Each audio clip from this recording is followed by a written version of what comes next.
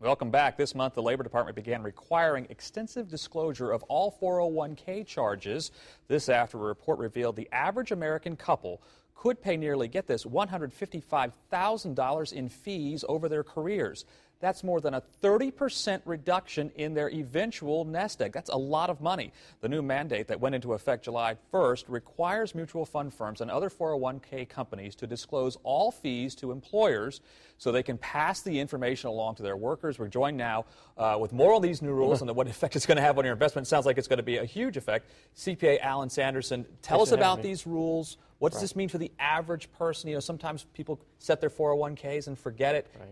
That's a bad idea, especially now we're learning about all these fees. Well, the easy answer and the short answer is it means nothing if you do nothing.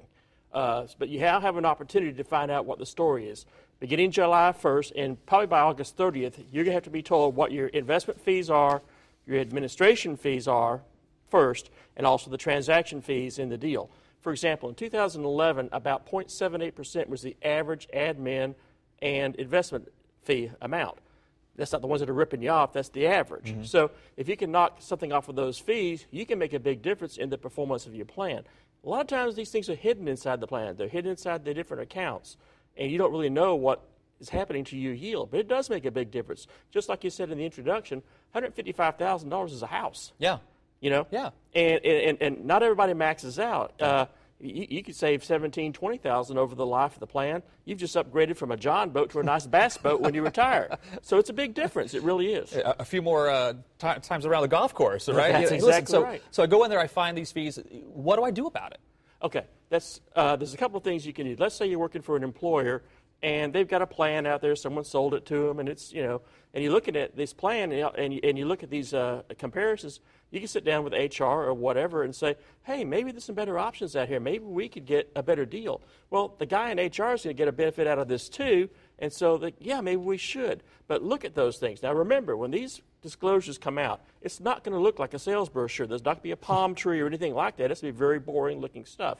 That should clue you in as to that's what you need to look for. All right, so we know that there's some new things they have to tell you. Anything they don't have to tell you that you need to know about? Very, very important. What they don't have to tell you is what do those three fees add up to, and how do we benchmark against other funds?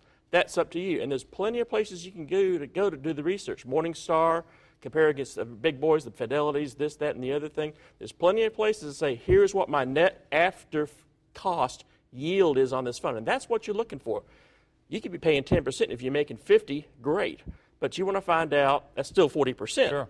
But you want to find out what the net yield is on that fund and see what are your benefits on that. This gives you a chance, without a heck of a lot of effort, to really make a huge difference in where your retirement goes. Right, very quickly, when should employees be expecting to find out about these notifications? When will I know this? Between now and August 30th, or the end of the month, probably in most cases August 30th, it'll be innocuous.